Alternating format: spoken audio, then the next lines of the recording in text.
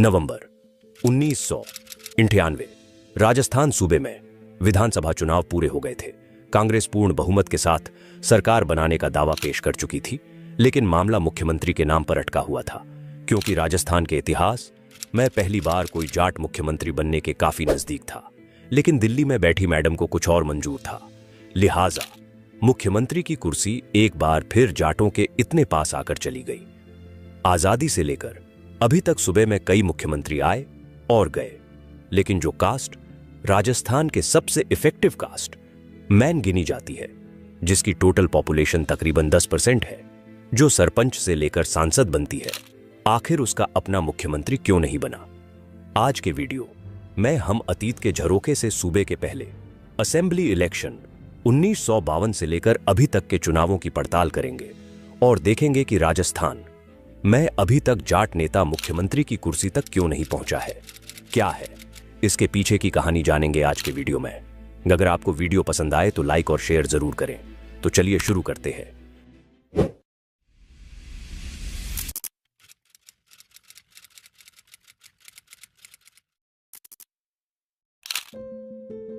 साल 1952। यह साल राजस्थान के लोगों के लिए थोड़ा खास था, क्योंकि सूबे में पहले जनरल इलेक्शन होने वाले थे। ये चुनाव कई मायनों में दिलचस्प थे। इस चुनाव को राजशाही वर्सेस लोकशाही के तौर पर याद किया जाता है।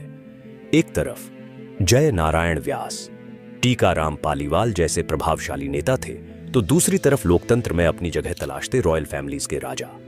चुनाव के नतीजे आए तो सभी हैरान थे, क्योंकि उस टाइम के कांग्रेस के सीएम कैंडिडेट जय नारायण व्यास खुद 2 जगह से हार गए थे। जोधपुर 20 सीट से जोधपुर के पूर्व महाराजा हनुवंत सिंह ने व्यास को लोकतंत्र के इस मैदान में 3000 वोटों से पछाड़ दिया था। यह चुनाव 140 सीटों पर हुआ, जिसमें कांग्रेस को 82 सीट मिली। राम राज्य परिषद और दूसरी पार्टियों के 78 सीटें हिस्से में आई। कांग्रेस की सरकार बीच मझधार में फंस गई, लेकिन नियति को कुछ और मंजूर था। चुनाव जीतने के बाद हनुवंत सिंह का प्लेन क्रैश में निधन हो गया। राजस्थान के इस लोकतांत्रिक दौर की शुरुआत हुई। टीकाराम पालीवाल पहले इलेक्टेड सीएम बने, बाद में नवंबर में उपचुनावों में जय नारायण व्यास जीते और सीएम की कुर्सी पर काबिज हुए। इस चुनाव में तकरीबन 12 जाट कम्युनिटी के विधायक चुनकर आए। ये जाट राजनीति की शुरुआत थी, क्योंकि उस दौर में सूबे में प्रोमिनेंट जाट नेता और पार्टी की कमी थी। इसीलिए ज्यादातर वोटर्स कांग्रेस के पक्ष में ही वोट देते थे। अब बारी आती है 1957 के चुनावों की। देश में स्टेट रिओर्गनाइजेशन एक्ट पास हो चुका था और सूबे की बाउंड्री भी थोड़ी बड़ी हो गई थी। मोहनलाल सुखाड़िया सूबे के मुख्यमंत्री बने। इस चुनाव में एक नया चेहरा सामने आया। वो थे परसराम मदेरणा, जो कि जाट राजनीति के शुरुआती नेताओं में गिने जाते हैं। इसके अलावा नाथूराम मिर्धा, रामनिवास मिर्धा, सुमित्रा सिंह ने भी बाजी मारी। इस बार जाट विधायकों की संख्या तकरीबन 23 हो गई, लेकिन सीएम की कुर्सी अभी दूर थी। देश के टॉप किसान नेताओं में जाटों का नाम उस टाइम टॉप पर आता था। बहरहाल 67 के चुनाव में जाट विधायकों की संख्या 26 हो गई। इस चुनाव में जाट समाज के कुल 26 विधायक चुने गए थे। सूबे में चुनावों का सिलसिला जारी रहा और यहां की सियासत और नेता वक्त के अनुसार बदलते रहे। जो नहीं बदली वो थी कांग्रेस पार्टी, क्योंकि उस टाइम सेंटर और स्टेट दोनों में कांग्रेस का बोलबाला था। 1998 तक आते आते ज्यादातर डोमिनेट कम्युनिटी के नेता सीएम की कुर्सी संभाल चुके थे। बरकतुल्ला खान, हरदेव जोशी, भैरू सिंह शेखावत, जगन्नाथ पहाड़िया, शिवचरण माथुर जैसे नेता मुख्यमंत्री की कुर्सी पर 1998 तक बैठे। इस बीच जाट नेताओं को प्रदेश और सेंटर में मंत्री तो बनाया जाता, लेकिन मुख्यमंत्री की कुर्सी से दूर रखा जाता। पॉलिटिकल पार्टियों की इस तरह जाट नेताओं की अनदेखी के पीछे कई कारण थे, जिनकी हम आगे वीडियो में बात करेंगे। फिलहाल 1998 तक आते आते सूबे में अधिकतर बाहुल्य जातियों के सीएम बन चुके थे। यहां तक कि माइनॉरिटी से आने वाले बरकतुल्लाह खान भी सीएम की कुर्सी संभाल चुके थे। इस बीच रामनिवास मिर्धा, नाथूराम मिर्धा जैसे नेता तो आए, जो सीधा गांधी फैमिली को रिपोर्ट करते थे, लेकिन सीएम की दौड़ में कभी शामिल नहीं हो सके। नाथूराम मिर्धा, जो गांधी बाबा के नाम से फेमस थे, नाथूराम ने ही राजस्थान का पहला बजट पेश किया था। आजादी के बाद से ही जाट राजनीति का ध्रुव मिर्धा और मदेरणा परिवार के बीच घूमता रहा। जाट राजनीति इनके चारों ओर थी, लिहाजा इन परिवारों का मतभेद सीएम की कुर्सी के बीच बैरियर बन गया। वक्त के साथ सूबे की राजनीति में जातीय वर्चस्व का दौर शुरू हो गया था। सभी कम्युनिटी अपने अपने नेता को मुख्यमंत्री की कुर्सी पर देखना चाहती थी। पड़ोसी राज्य हरियाणा में भी जाट नेता देवीलाल और बाद में ओम प्रकाश चौटाला सीएम की कुर्सी पर बैठ चुके थे। अब फास्ट फॉरवर्ड करते हैं साल 1998 में, जिसकी शुरुआत हमने वीडियो के स्टार्टिंग में की थी। यह साल जाट कम्युनिटी के लिए खास था। सूबे में असेंबली के चुनाव अभी अभी समाप्त हुए थे। शुरुआती रुझानों में कांग्रेस स्पष्ट बहुमत की ओर बढ़ रही थी। भाभोसा भेरू सिंह शेखावत के युग का अंत हो गया था, लिहाजा मुख्यमंत्री के नाम को लेकर बातचीत शुरू हो गई। इस बार कुर्सी की यह टक्कर अशोक गहलोत और जाट नेता परसराम मदेरणा के बीच होनी थी। चुनाव के नतीजे उम्मीद के अनुसार ही आए। परसराम मदेरणा भारी वोट से जीत चुके थे। अशोक गहलोत ने भी बाजी मार ली थी। राजस्थान असेंबली इलेक्शन के इतिहास में सबसे ज्यादा तकरीबन 35 विधायक जाट कम्युनिटी से चुनकर आए थी, लिहाजा ये छवि साफ होने लगी कि इस बार सीएम की कुर्सी पर कौन बैठेगा। 30 नवंबर को कांग्रेस ऑफिस में विधायक दल की मीटिंग बुलाई जाती है, लेकिन इस मीटिंग से कुछ दूरी पर खासा कोठी की होटल में कांग्रेस के राजस्थान प्रभारी माधवराव सिंधिया, गुलाब नबी आजाद और बलराम जाखड़ ठहरे हुए थे। बलराम जाखड़ किसी जरूरी काम से बाहर गए हुए थे। सभी विधायकों को एक एक करके रूम में बुलाया जाता और मुख्यमंत्री की पसंद के बारे में पूछा जाता और लास्ट माई मैडम की इच्छा भी बताई जाती। दरअसल सेंटर में बैठी सोनिया गांधी किसी बाहुल्य कम्युनिटी से आने वाले नेता को सीएम नहीं बनाना चाहती थी और कांग्रेस नेताओं के बोर्ड को राजस्थान इसी काम के लिए भेजा गया था।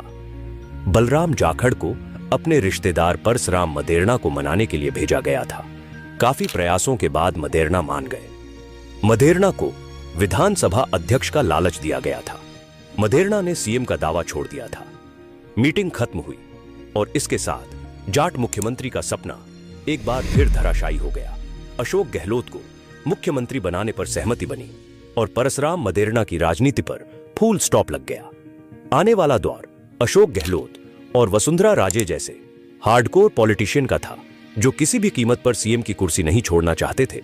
टाइम के साथ मदेरणा और मिर्धा परिवारों का दशकों से चल आ रहा वर्चस्व समाप्ति की ओर था, लिहाजा जाट कम्युनिटी दूसरे नेताओं की ओर देखने लगी। इसके बाद दोनों पार्टियों में कई जाट नेता उभर कर सामने आए, लेकिन सीएम की कुर्सी अभी भी कोसों दूर है। उसके सेंटर और स्टेट में मिनिस्टर तो बना दिया जाता, लेकिन मुख्यमंत्री की रेस में शामिल नहीं किया जाता। आखिर क्या कारण थे कि लगभग राजस्थान के हर जिले में होने के बाद भी राजस्थान में अभी भी कोई जाट मुख्यमंत्री नहीं बना? इसके पीछे कई कारण थे। आइए जानते हैं इनके बारे में।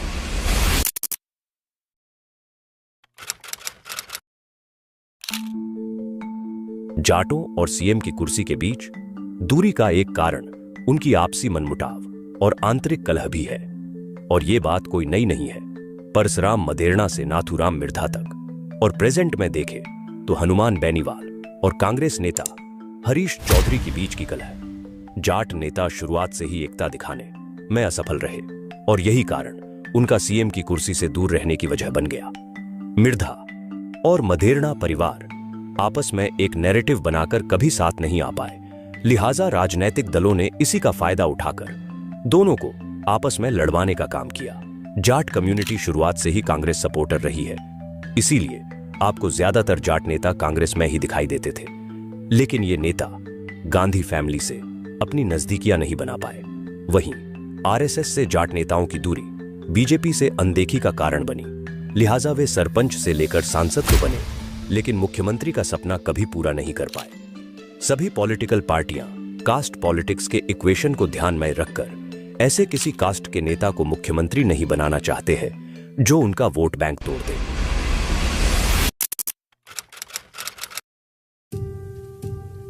राजस्थान में जाट कम्युनिटी के नेता अपने बेबाक बयानबाजी के लिए काफी कुख्यात है और कभी-कभी यही बयान उनके किए मुसीबत खड़ी कर देते हैं।